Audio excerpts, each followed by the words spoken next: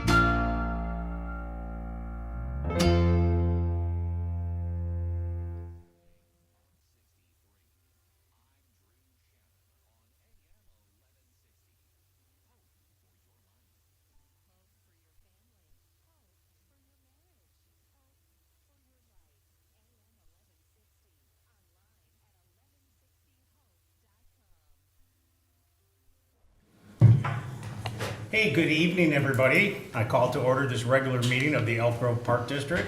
Today is May 22nd, 2025. Can I have a roll call, please?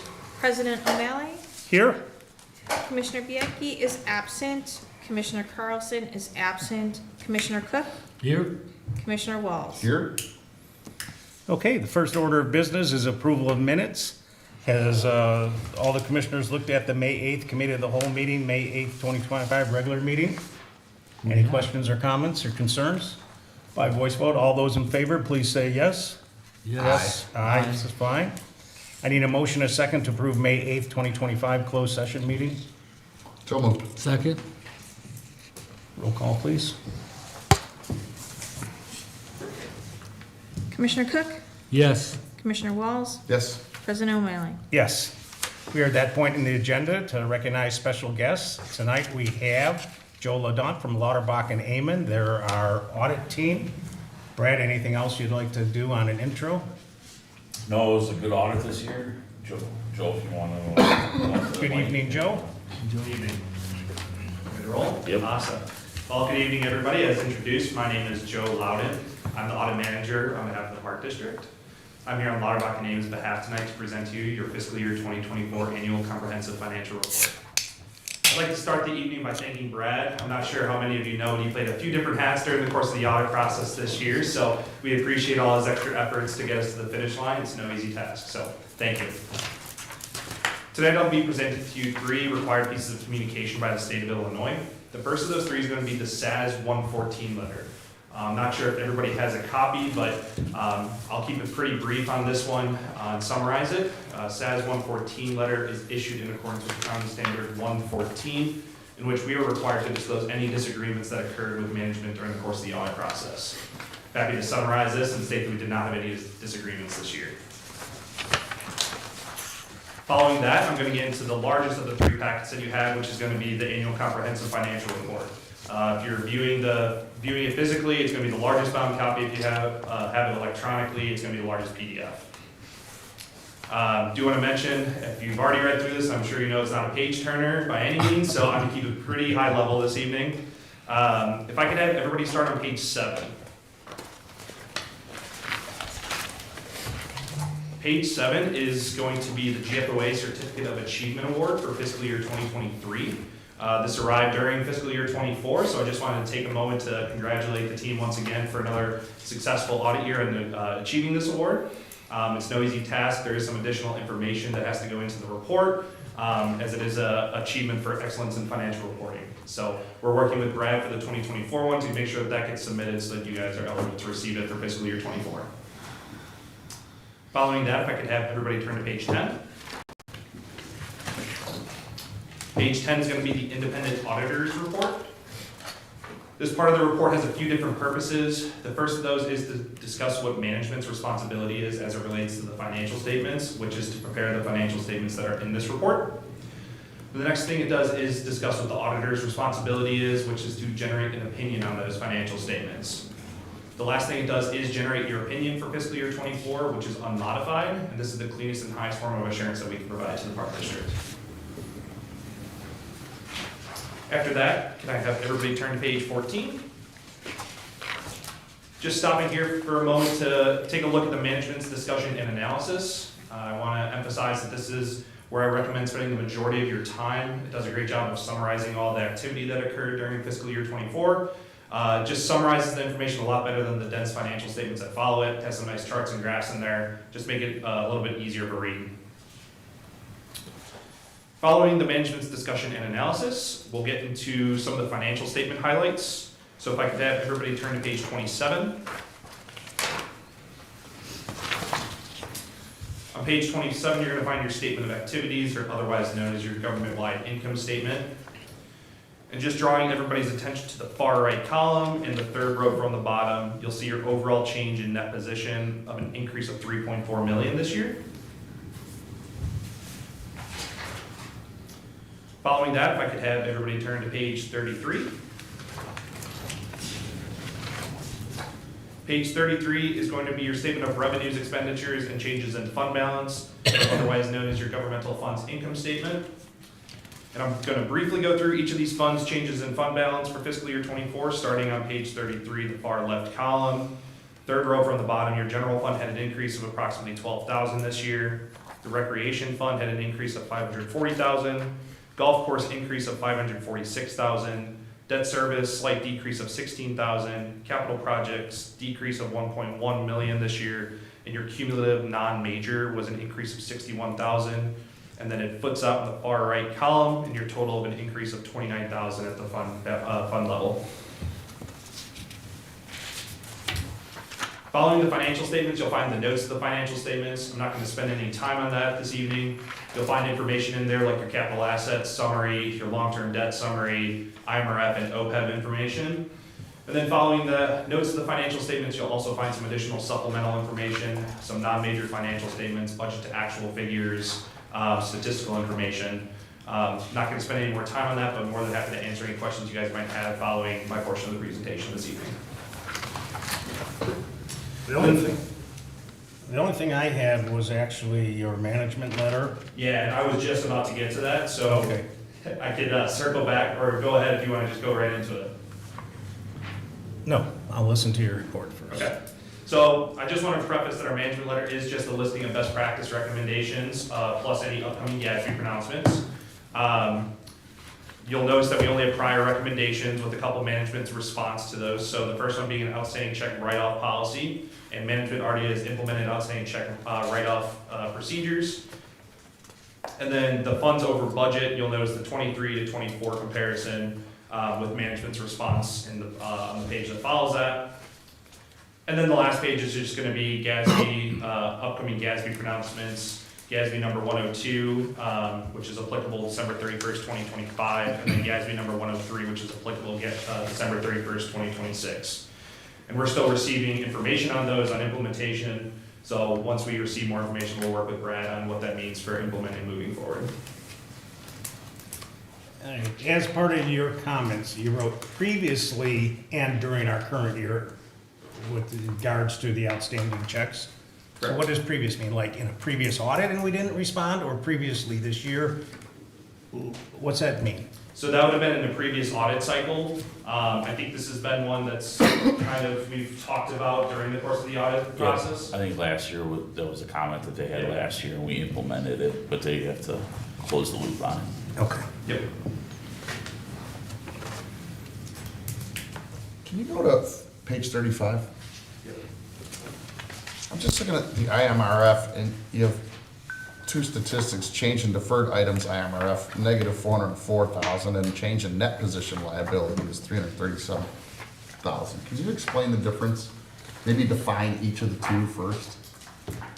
So, sorry, can you repeat your question? I was turning there. So page Yeah, no 35. worries. So 35, mid-page, Yep. change in deferred items IMRF is negative 404. Okay. And then down, next time you see IMRF, it's change in net pension is plus 337. Yeah, so we take the IMRF report, and when we do the conversion to the government-wide level for that, we take a net of the deferred inflows and outflows in your IMRF report that come through. So that change in deferred items is the difference between your deferred outflows and inflows. I'm no actuary, so I don't necessarily know exactly where those deferred inflows and outflows come from.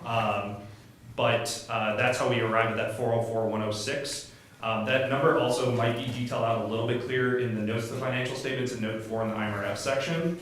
And then same with the net pension liability, is then we come to a conclusion based on the outflows and inflows along with the new total pension liability that IMRF reports to us. We come up with a net pension liability that gets reported at the government-wide level. Brad, can you, do you know what I'm heading at, right?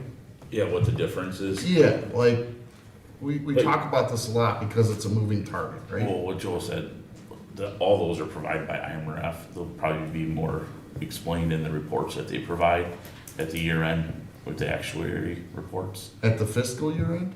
Yeah, so I probably have access to them on our portal through IMRF that they put together with their accounting team and actuary Yeah, team. I just would like an explanation as to how, You what probably these won't- two are and how they came up to them, because we always talk about what percentage we're funded, and it always moves, Okay, like, you Yeah. want And I've got page that, I've got 56. this written down to I talk was- about it on page 56. Okay. That's probably I what you gotta want have it, more sorry. interested in. Well, not immediately. I'm So- waiting for you to conclude and any other questions, that's all. Yeah, the IMRF is such a moving target year to year based on the contribution rate that they set for the park district as well as the market overall. It's a very volatile number that, as you've seen, I'm sure since probably 2022 has been up and down over the course of the last 3 to 4 years. There are a go- lot of variables that go into it. Yeah, Joe, going through this, and even with staff, that looks through this, certainly your department, Kelly and yourself, Brad. I have 5 different bullet items, and on page 5, I start off, because I think you underplayed it a little bit, Joe. Our award, the award we received is the Government Finance Officers Association of the United States and Canada awarded the Certificate of Achievement for Excellence in Financial Reporting this year. This was the 23rd consecutive year the district has achieved this prestigious award. In order to be awarded a certificate of achievement, a government must publish an easily readable, and I try to treat it as a resident, meaning Right. easily readable for a resident, and efficiently organized comprehensive annual financial report. This report must satisfy both generally accepted accounting principles and applicable legal requirements. So for 23 consecutive years, I'd like to applaud staff. So I you agree. pointed it out this year, but it was 23. Then on page 14, my note was financial highlights. The biggest thing I got out of this was, and I wanted the residents to know this, the district did not issue any long-term debt this fiscal year. We only have 1.5 million Yep. of debt as a park district. And that is so solid. And underneath that, it says the district's financial status continues to be strong. The combined fund balance for all government funds is between 17 and 21 million, based on what our capital expenses may be. So that was worth noting. And then on page 18, it was just a question. It actually shows how we bring in our revenue to support all our programming and all the salaries, everything. So we've always had this balance of trying to be 50% bringing in taxes, 50% maybe program fees. And we're doing really good because it's down to 38%. And I'll let the public know that we have replacement taxes at 3% and interest income at 5%, but it has a miscellaneous of 2.5%. If we're talking about, we already have grants and property taxes and replacement taxes and what else could go under miscellaneous? That's do you know, great, Brad? based on the categorization. So the yeah. majority of that is some TIF rebates that we received from the village. Okay. I don't know the exact dollar amount, but was a large dollar amount this year. Okay. Could be other miscellaneous that aren't very large categories, a lot of smaller things. But I can give you a more concrete answer, but I know that is the main factor in that category.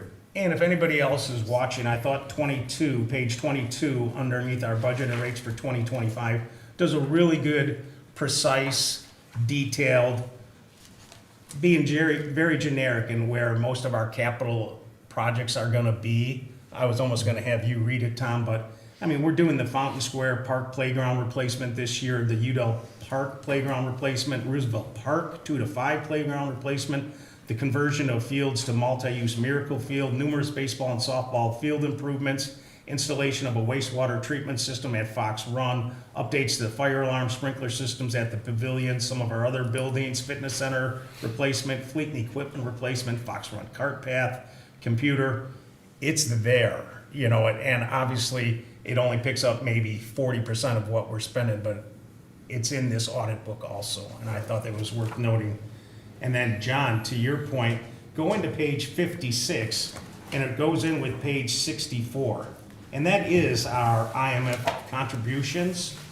And this is what the taxpayer will see. Unfortunately, and I'm not gonna pick on any other public entities like Cook County and Harper College and the school districts and that, but unfortunately, they're very underfunded in their pension liabilities. And it's worth bragging that we do take the time as staff and commissioners to make sure that what we owe the employees are gonna be there. And we're not going to complicate or put some other responsibility on a future board, and that we are overfunded in our IMRF. And I think you could see that on page 56 and also page 64, John. And that's where it's a 102.4%, 102% that we're funded. And I think on my last tax bill, I tried to look and it was above 100%. We might have been the only government entity on our tax bill that was up flush. And I think that's something that the Park District needs to be proud of, that's all. Yeah. I would agree. Brad, anything that Any you thought other- Joe missed? Any other questions from staff or commissioners? No, I want to thank Joe and his team. They were great to work with. Again. And then also, I guess, inform you guys and the public. Well, like Joe kind of pointed it out, it's not exactly the easiest read. There's a lot of good information in here. Staff and I are working, Kelly and I, Tiffany is helping, and Mark as well, on putting together what they call a popular annual financial report. It's a little more user-friendly and easier on the eyes. So that'll be the first time we're doing that this year. So. Thank you. Awesome. Thank you for your time. Have a good rest of your evening. Thank you. everyone. You too. Thanks, Brad. Okay, oh, you want to introduce them then? All right. So, Thank you. at this time, I'd like to introduce Jonathan Sebastian. He's our new museum curator, and I'm gonna let him come up to the mic and introduce himself. Hello, Jonathan. You have Doug's support back there. Yes. Hi, good evening. As she said, my name is Jonathan Sebastian, and I am the new museum curator here at the Park District, and so glad to be here. It's 3 weeks to the day, actually, at this moment, so still pretty new in that, but enjoying my time. My background, I come here from museum work and primarily actually at other park districts. So I was at a site called Fisher Farms. Largely I started Fisher Farm from scratch, creating a museum and a living history farm on that property, at the time leased by the Bensonville Park District. And it was on Forest Preserve District property, so I was employed by the Bensonville Park District.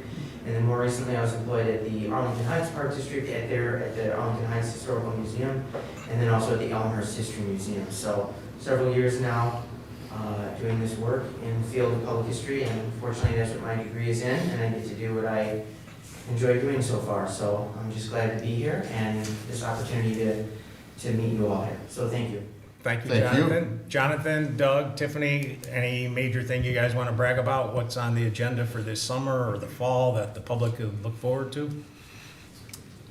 Well, we've got our archaeology day coming up. We'll have Pioneer Day in the fall. I know the beer garden is a big event, so we've got those things all online, and potentially working on more ideas for the next year at this point. Yeah. Okay. Your new exhibit. And then, yes, and we just opened an exhibit. I'm sorry. Yes, just last Saturday we opened a brand new exhibit. It has to do with primarily Lexington Brothers Hospital. So if you haven't been by to see that exhibit yet, this would be a good opportunity to come by and see that.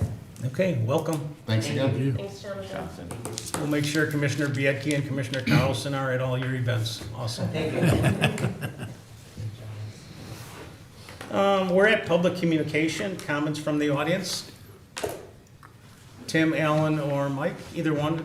I've already made mine. Okay, thank you, Alan.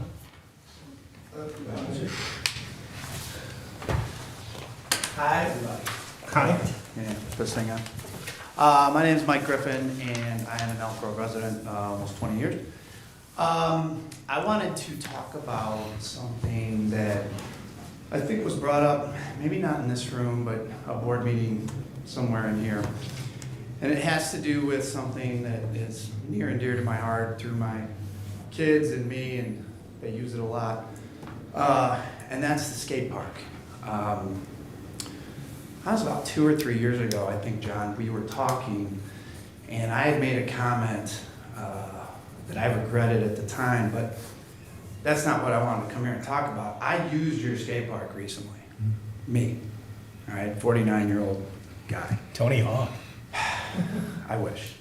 But what I want to tell you is that as I did it, it was to relieve a little stress, relieve a little anger, and watching the kids there. There was an 8-year-old riding down on his knees, and there was a professional skater up at the top warming up. That's the kind of cross-section that that place brings. And sorry, I'm a little nervous. But my point is whoever came up with that had an idea. They had a vision. They were looking to look out for everybody.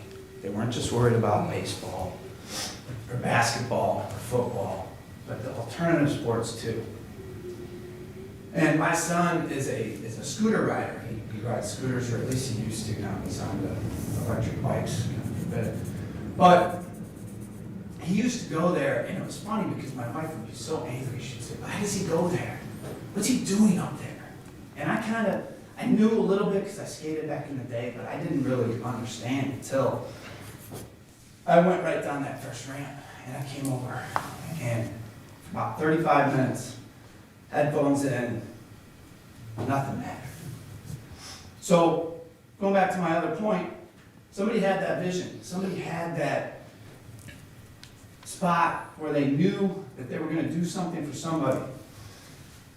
All I'm asking for this board, this newly elected board, I wish Bob was here, is to have that vision, have that open mind. I know, John, you said you were happy about, the election, the way it went, and I hope you're right, because there are a lot of people out there right now that are not being represented. I'm not going to go into it. Just have that vision, guys, because you have a lot of people that want you to do well. Thank you. All right, thank you, Michael. Talking about the skate park, I think, John, you like to brag about it. And Yes. I think we as a park district love the feeling that besides special rec, which is handicapped, that there always has to be a need and a dedication to those. But you're correct, recreation comes in many different forms. It could be relaxing at the gazebo or concerts, or fishing at Johnson Park, or skateboard park. And I think we as a board are most surprised, and it's one of the things that we've talked about internally, that outdoor skateboard park, which was a $400,000 investment. We're like, who's gonna come there? You know, we don't even have enough attendance at the indoor one. And boy, that first couple of years, you could drive, if it was warm out at Thanksgiving, there's 50 people there. There's bikes there. There's teens there. And again, they don't have to be good at sports. And in life, you don't have to be good at sports. But recreation comes in so many different forms, and boy, is it great to see on a regular basis how many people, you know, hang out there. So we hear that point. You want to brag about it a little more, John? Well, no, I mean, you did such a fine job, because I think you literally took verbatim what I told you 3 years before we got the skate park built. I'll never forget. It's not that I memorized it. It was Tammy, myself, and Ben, and Tammy and I were in nationals, and we went to one of those classes, and I walked out of there like, why are we so late to the game on this? That's the least amount of calls for the police that we get, is that skate park. They keep it cleaner than anybody. It's still crowded. I get more phone calls from friends and relatives saying, you know what? I know I've said in this past, but I was wrong. I was on you for backing that, and it's amazing. So I won't lie. It's one of my favorite things that this board has done while I've been on the board. And I have said it in the past before. Sometimes I think we're a little late to the game on certain things. But then again, being conservative is not that bad, because a fad could be a fad, and I wouldn't have wanted to spend $450,000 on a 2-year fad. But I think we've done a nice job over the years, but that skate park is definitely one of my favorite things ever. And finishing your thought about vision and all inclusive. Yeah, anybody watching this program out there, anybody who's lived in this town, doesn't live in this town, you've been in here 1 year, 40 years. If you have an idea or some kind of thought process that you want to share with this board or share with staff, there's no credit that we need to take. We take it as a community. So if there's something we can build, and it's not a fad, and we hit all the safety regulations, and it's not super expensive just to build it for 50 people, we're all in. So bring the ideas, you know, share them with us. Anybody else? Tim, please. I just wanted to add to that too as well. I think this board has been visionary in looking at what different things that we have and things that we offer to the variety of residents that we have. I know some of our ideas we'll continue to look at.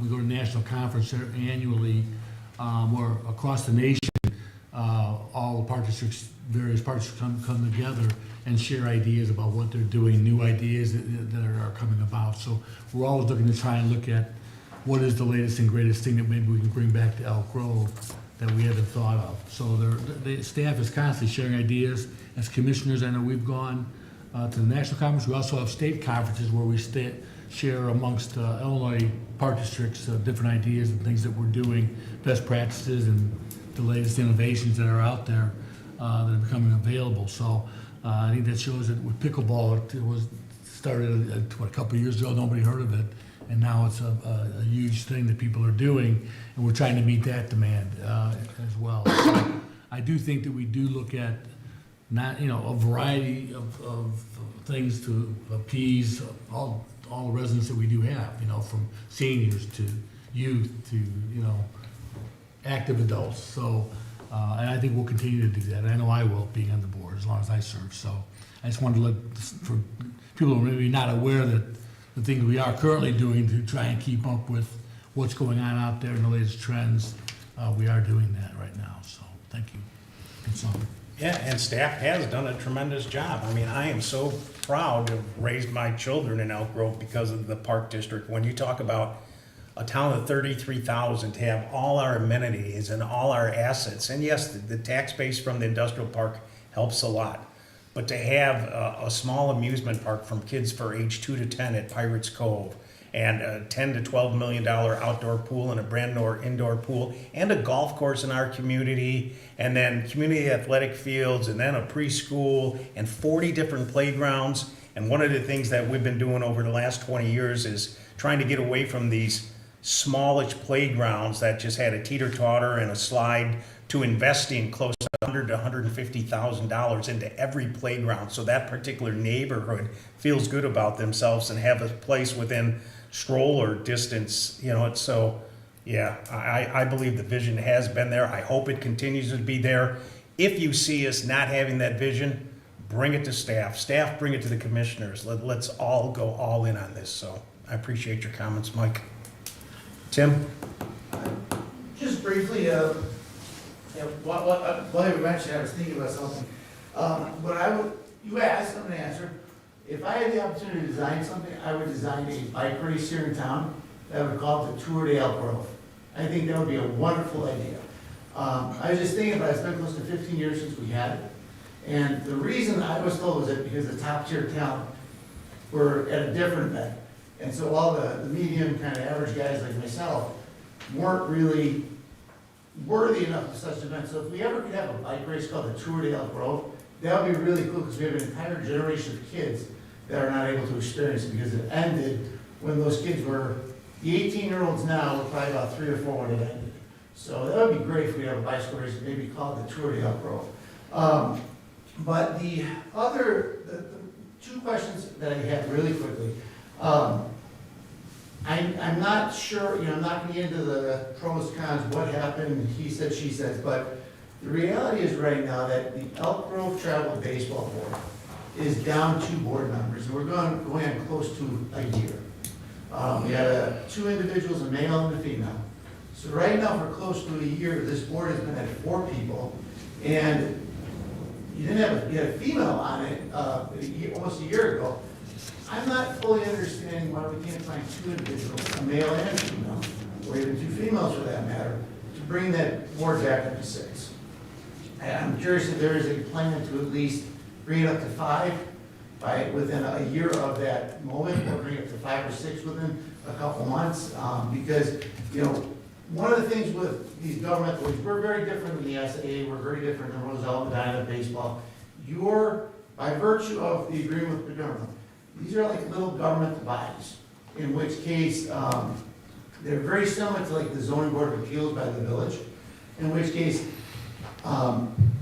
the boards themselves, they have a lot of legalities they have to operate from, so when you have 4 board members only, and that is a regulated body, the majority of that quorum is 2. So if you have a board of 9, the majority of the quorum goes up to 4 or 5. So what that means is that if that board is capped at 4, and 2 of those board members are talking about the program, you're within the ballpark of a potential open meetings act violation, just because it's 2 of 4.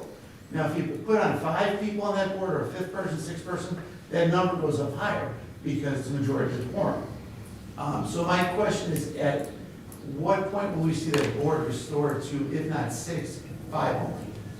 My response would be that particular board has been looking for additional board members. Like anything else, it's usually word of mouth. It's parents that are involved that, it could be a manager, or Mike's in the background, Mike, you were a board member at some point, the president.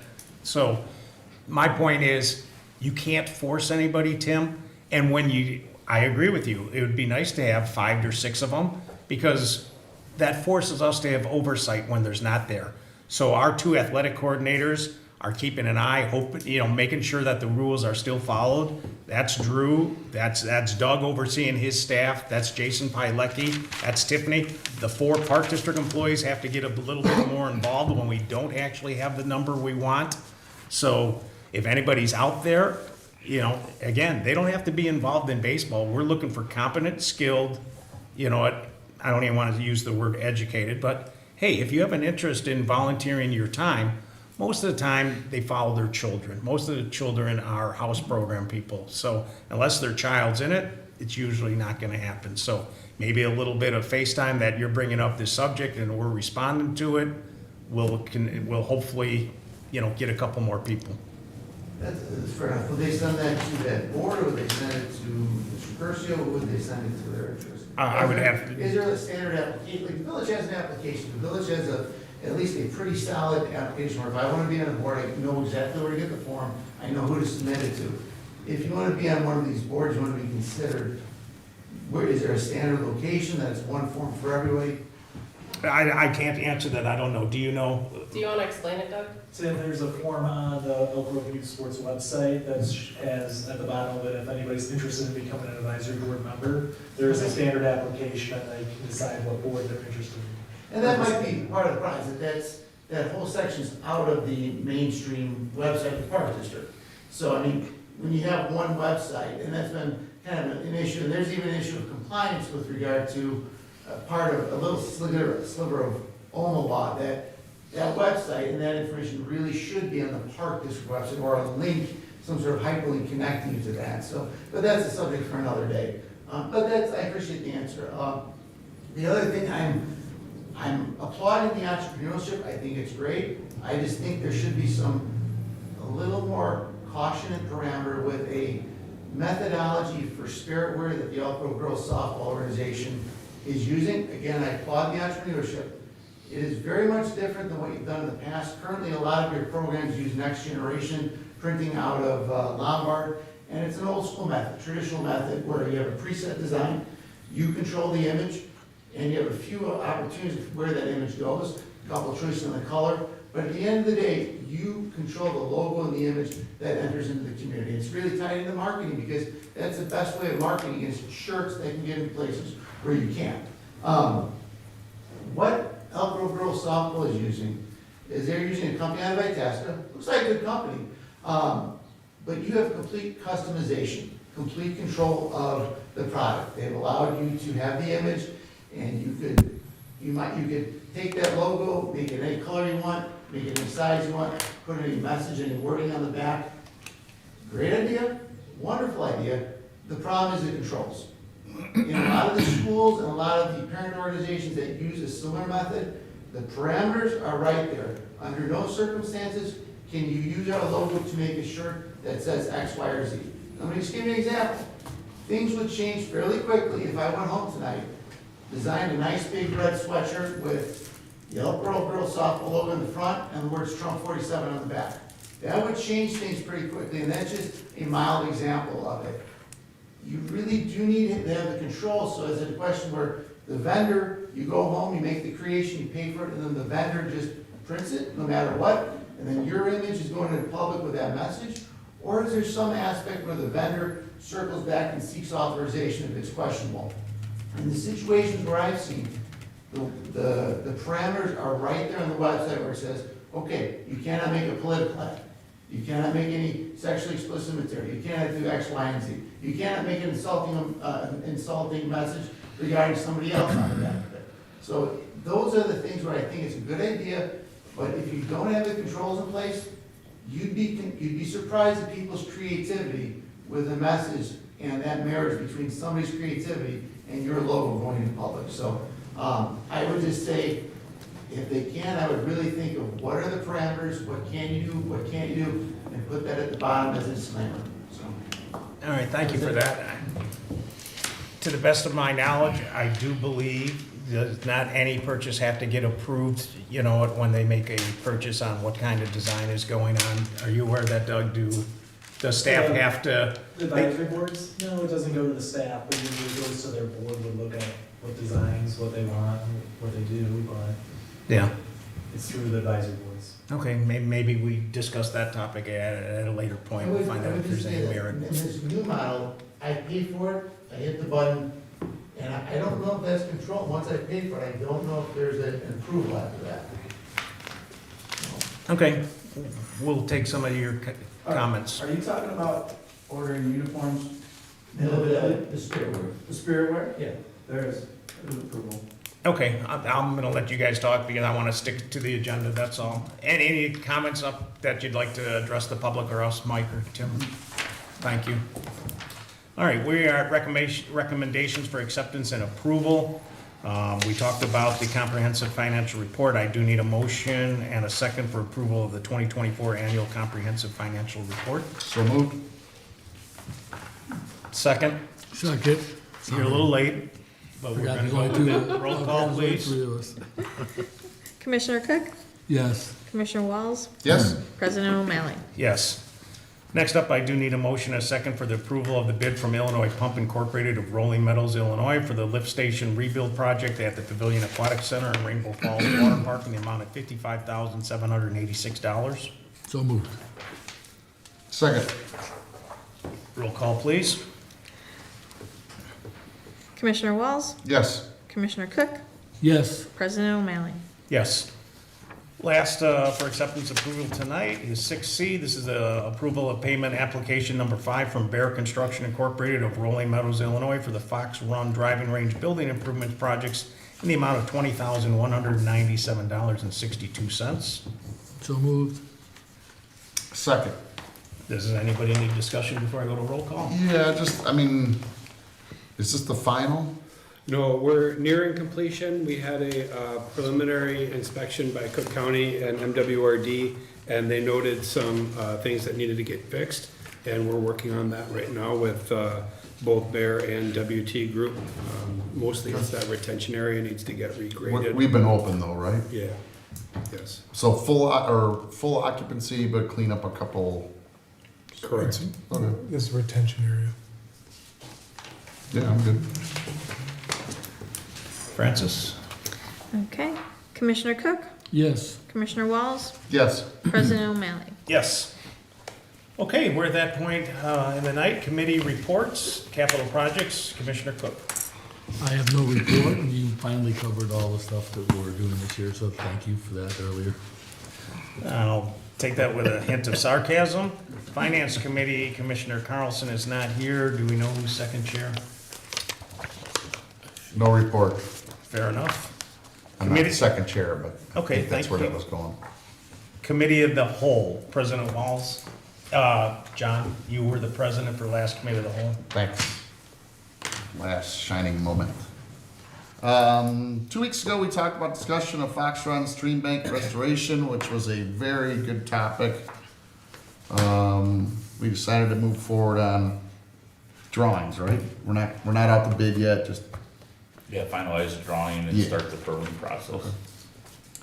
We discussed athletic programs ad nauseum, and we discussed a Village of Itasca easement agreement, which is like gotta be the 55th one they've asked us for. So.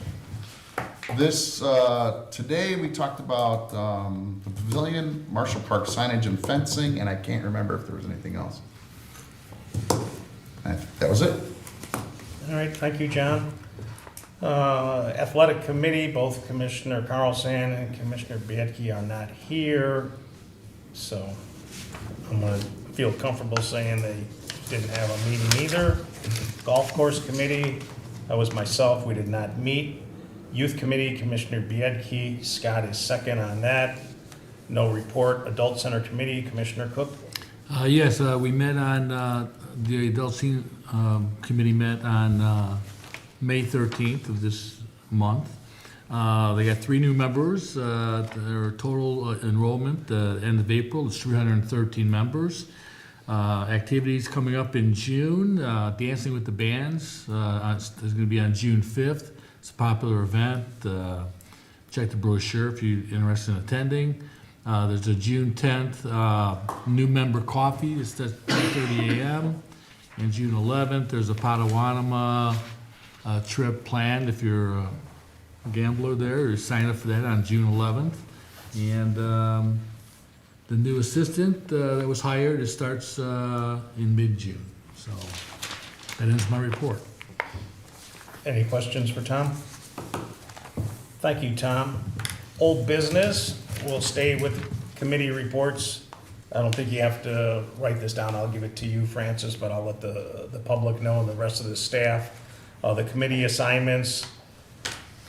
Tiffany, you'll be happy to know, along with your staff, the Pavilion Committee did die. So it was buried a couple weeks ago. I didn't even get a chance to go to it.